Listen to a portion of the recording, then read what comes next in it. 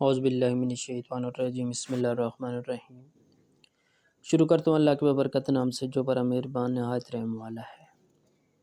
السلام علیکم ناظرین، آپ دیکھ رہے ہیں یوٹیوب چینل سرچشمہ ہدایت 786۔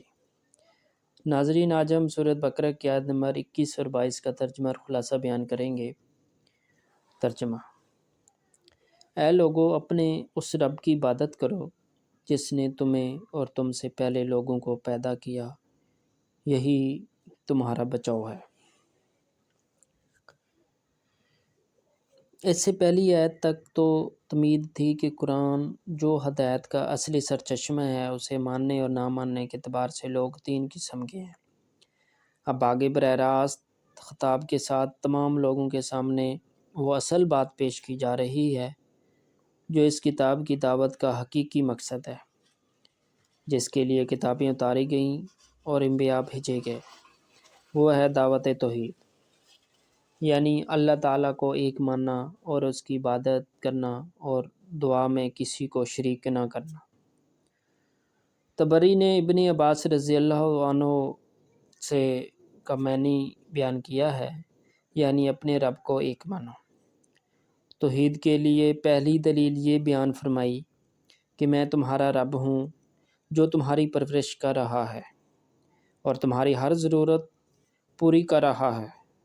دوسری دلیل اس کی وہ نعمت ہے جو رب ہونے سے پہلے کی ہے، اور وہ ہے تمہیں پیدا کرنا۔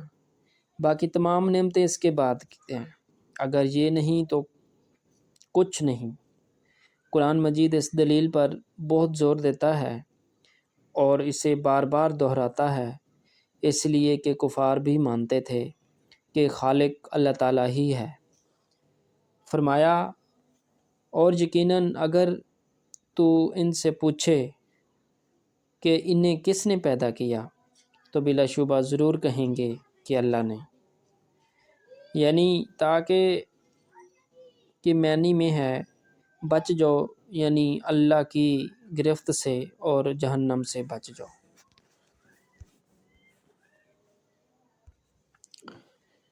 آیت نمبر 22 ترجمہ: جس نے تمہارے لیے زمین کو فرش اور آسمان کو چھت بنایا اور آسمان سے پانی اتار کر اس سے پھل پیدا کر کے تمہیں روزی دی، خبردار باوجود جاننے کے اللہ کے شریک مقرر نہ کرو۔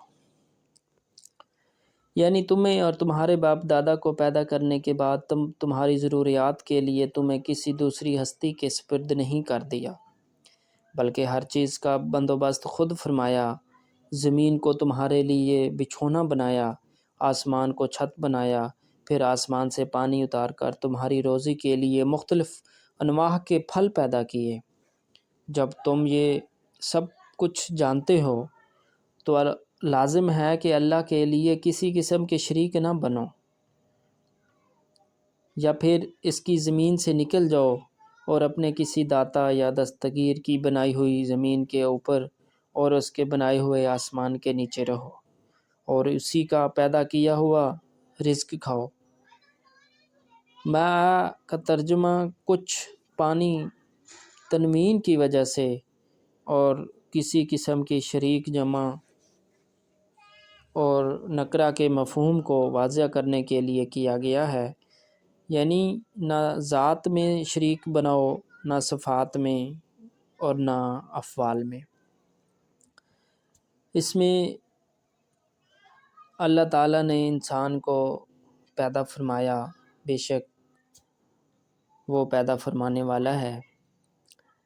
انسان کچھ بھی نہیں ہے، انسان کو اللہ تعالیٰ نے اپنی عبادت کے لیے پیدا فرمایا اور ان کا مقصد یہی ہے، لیکن انسان اس چیز کو سمجھ نہیں سکتا کہ اللہ تعالیٰ نے ہمیں پیدا فرمایا اپنی عبادت کے لیے، تو ہم کس دنیا میں گم ہیں کہ ہم اللہ کی عبادت کرنے کے باوجود دوسری سائڈ پہ چل پڑتے ہیں۔